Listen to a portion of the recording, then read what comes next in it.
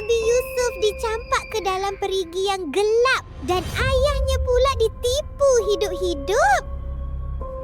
Di saat Nabi Yusuf keseorangan dan lemah, tiba-tiba muncul satu kumpulan pedagang menghampiri perigi itu. Adakah mereka datang sebagai penyelamat atau ada sesuatu yang lebih mengejutkan akan berlaku? Jom sama-sama kita sambung perjalanan Nabi Yusuf alaihi salam. Hello Kitty, inspire little hearts.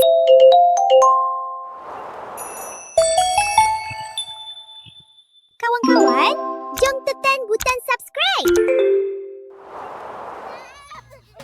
Pedagang itu membawa Nabi Yusuf ke sebuah pasar di negeri Mesir jauh dari tempat asalnya.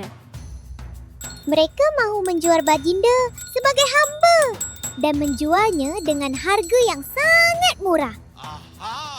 Pada waktu itu, seorang pembesar Mesir bernama Al-Aziz datang dan membeli Nabi Yusuf. Al-Aziz membawa Nabi Yusuf pulang ke rumahnya. Rumah itu sangat indah dan luas. Sangat berbeza daripada apa yang pernah Nabi Yusuf lihat sebelum ini. Al-Aziz memperkenalkan Nabi Yusuf kepada isterinya, Zulaikha. Dia memandang Nabi Yusuf dengan penuh rasa ingin tahu. Dari sinilah kehidupan baru Nabi Yusuf di Mesir akan bermula. Semakin Nabi Yusuf membesar, semakin ramai orang menyedari akhlaknya yang baik dan wajahnya yang sentiasa menenangkan. Tetapi di dalam rumah itu muncul ujian besar yang tidak disangka-sangka. Isteri Al-Aziz mula menguji kesabaran Nabi Yusuf. Dan keadaan itu membuatkan Nabi Yusuf berasa sangat tidak selesa. Pada suatu hari, isteri Al-Aziz iaitu Zulaikha memanggil Nabi Yusuf dari dalam sebuah bilik. Suasananya sangat tidak selesa, lalu Nabi Yusuf pun terus menuju ke pintu untuk keluar. Zulaikha cuba menghalang baginda, lalu menarik baju Nabi Yusuf sampai koyak di bahagian belakang. Tanpa disedari, Al-Aziz sudah pun berada di situ. Mukanya sangat terkejut. Melihat keadaan itu, isterinya terus menuduh Nabi Yusuf untuk menutup kesalahannya sendiri. Tetapi apabila mereka lihat baju yang koyak di belakang, semua orang tahu Nabi Yusuf memang tidak bersalah.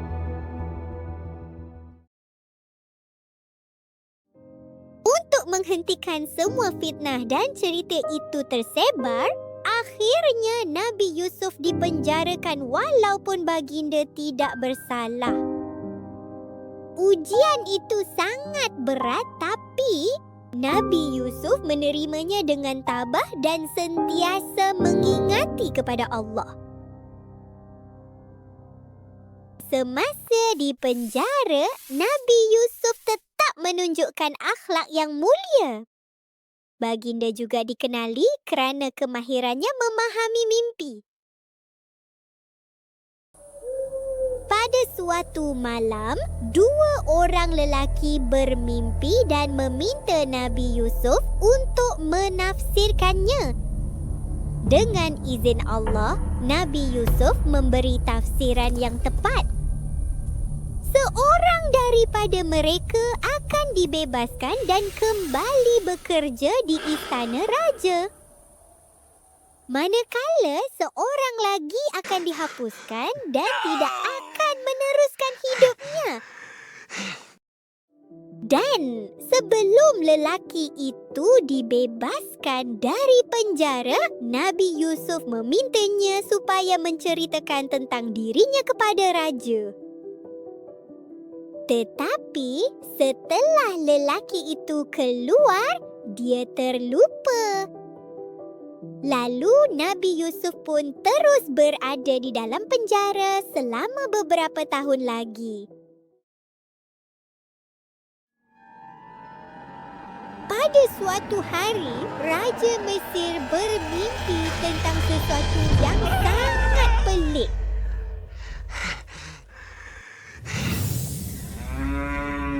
Dalam mimpinya, 7 lembu gemuk dimakan oleh 7 lembu kurus.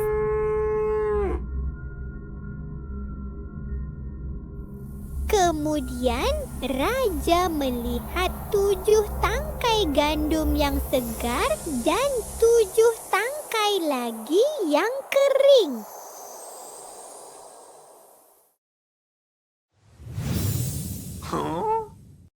Namun, tiada seorang pun yang dapat menafsirkan mimpi raja itu. Pada saat itu, lelaki yang pernah dipenjara bersama Nabi Yusuf tiba-tiba teringat. Lalu dia memohon izin untuk pergi berjumpa Nabi Yusuf untuk mendapatkan jawapan. Dengan izin Allah, Nabi Yusuf pun menjelaskan bahawa Mesir akan melalui 7 tahun yang makmur dan subur, diikuti 7 tahun yang sangat sukar dan penuh kelaparan. Raja sangat kagum dengan kebijaksanaan Nabi Yusuf. Dia terus memerintahkan agar Nabi Yusuf dibawa keluar dari penjara. Namun, Nabi Yusuf tidak mahu keluar penjara sehingga namanya dibersihkan daripada fitnah lama. Setelah siasatan dilakukan, kebenaran pun terbukti bahawa Nabi Yusuf tidak bersalah. Raja pun memanggil Nabi Yusuf menghadap ke hadapannya. Apabila baginda berdiri di hadapan raja, semua orang kagum melihat kebijaksanaan dan ketenangan yang ada pada diri baginda. Raja sangat menghormati Nabi Yusuf, lalu melantik Nabi Yusuf sebagai menteri untuk menguruskan semua bekalan dan simpanan makanan untuk negeri Mesir. Kawan-kawan, lepas ni nak tengok kisah Nabi siapa pula ya? Cuba tulis kat ruangan komen nanti, okey? Tahun demi tahun berlalu. Seperti yang Nabi Yusuf tafsirkan dulu, musim kemarau pun tiba. Di negeri-negeri lain mula kehabisan makanan, tetapi tidak di Mesir. Mesir satu-satunya negeri yang masih selamat. Gudang makanan mereka masih penuh dan teratur di bawah kepimpinan Nabi Yusuf. Oleh sebab itulah, orang dari negeri lain datang ke Mesir untuk mendapatkan bekalan makanan, termasuklah abang-abangnya sendiri. Mereka langsung tidak menyedari bahawa lelaki itu sebenarnya ialah Nabi Yusuf, adiknya sendiri.